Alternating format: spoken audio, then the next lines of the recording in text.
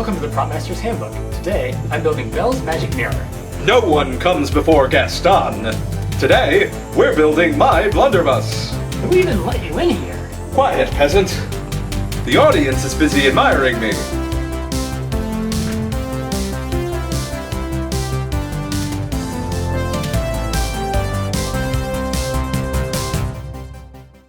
Materials for this prop include cardboard, duct tape, a 2-inch diameter gift wrap roll, a car funnel, newsprint, black acrylic paint, a hot glue gun, adhesive foam squares, brown electrical tape, aluminum tape, 2-inch brass fasteners, a pipe cleaner, scissors, an X-Acto blade, and a pen or pencil.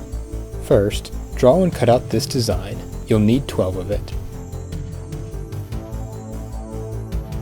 Measure and cut the dowel rod to the length of your template. Cut away this section on 2 of your templates. Cut away this section on a 3rd template. Notice the cut mark extends behind the flintlock mechanism. Repeat this for 8 more template pieces. We'll identify this as template 2. At this point, you should have 2 templates with the flintlock mechanism and enough spacer pieces between them to accommodate the gift roll. I needed 9, but you may need more or less depending on the cardboard you use. Place the dowel rod in the center of a template 2 piece and draw lines on either side of it the length of the gun. You'll notice an inch left at the butt of the gun. This is to avoid cutting the cardboard template in 2. You'll need to cut the dowel rod accordingly. Cut the space out of the template. Use this template to repeat the process on 3 more template 2 pieces. On one of these templates with the dowel rod space cut out, draw the finger guard and trigger here. Use an X-Acto blade to cut out the excess cardboard. Remember to exercise caution when using an X-Acto blade.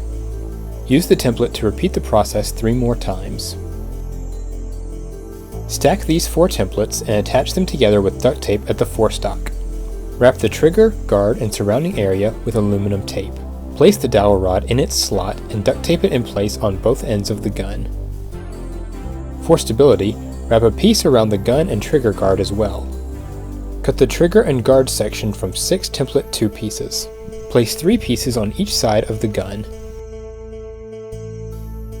Cut the trigger section from the 2 pieces that still include the flintlock mechanism.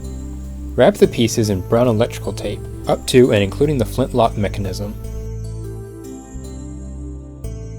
Wrap the 3 pieces from one side of the gun in brown electrical tape, covering this area.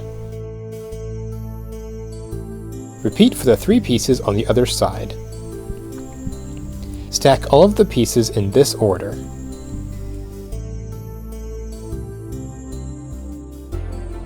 Wrap the entire stock of the gun in brown electrical tape. Cover the underside of the forestock and any other exterior surfaces in brown electrical tape. If any duct tape is visible on the trigger, cover it in aluminum tape. Draw and cut out a copy of the flintlock mechanism plate. Use the first template to trace a second and draw this design on it. Cut out the pieces separately so you now have one of each of these. For this piece, you'll need to trace it twice before cutting because this section overlaps and you need it for both. You may need the razor blade again for some of the detail work. Trace and cut out a duplicate of each piece. You'll need 4 of the frizzen and pan pieces. Cover the main piece in aluminum tape. Cover the 2 hammer pieces in aluminum tape.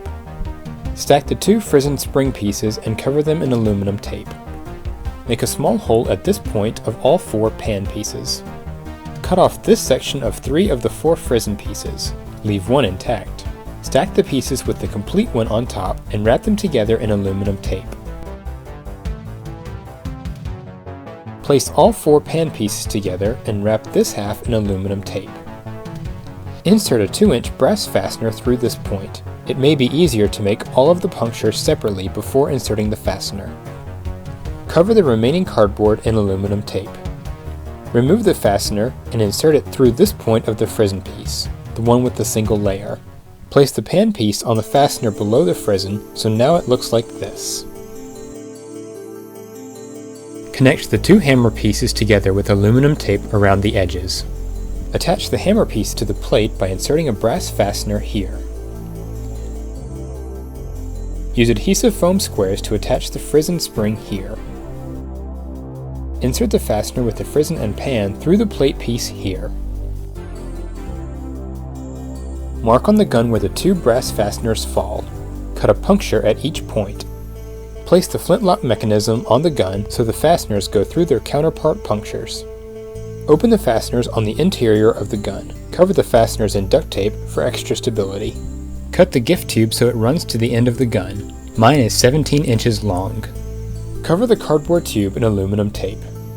Remove the tubing from the car funnel. If the funnel has a wedge missing, you'll need to create a spacer. First, cut off the handle. Cover the space with duct tape, leaving one side open. Fill the space with newspaper until it's even with the rest of the funnel, then close the space with duct tape. Wrap the entire funnel with aluminum tape inside and out. Use hot glue around the inside edge of the cardboard tube and place the funnel inside. Wrap the seam with duct tape for extra stability and cover the duct tape with aluminum tape. Place adhesive foam squares along the inside of the flintlock mechanism as well as the floor where the barrel will fit. Fill the cardboard tube with newspaper, then place it on the forestock. Draw this design at the butt of the gun on both sides. Cover the design with aluminum tape. Place a bit of brown electrical tape to cover the seam between the gun and the barrel. Wrap a pipe cleaner in aluminum tape. And now it's time for paint. Lightly brush all aluminum tape except the trigger with black acrylic paint, including the pipe cleaner. Remember to get the inside of the muzzle. Once everything is dry, wrap the pipe cleaner around the entire gun about halfway down the barrel. Twist or tie it together and cover the knot in more aluminum tape. Add an extra touch of black paint to this patch. And there's your finished blunderbuss. An excellent tribute to me. That'll be 240 livres.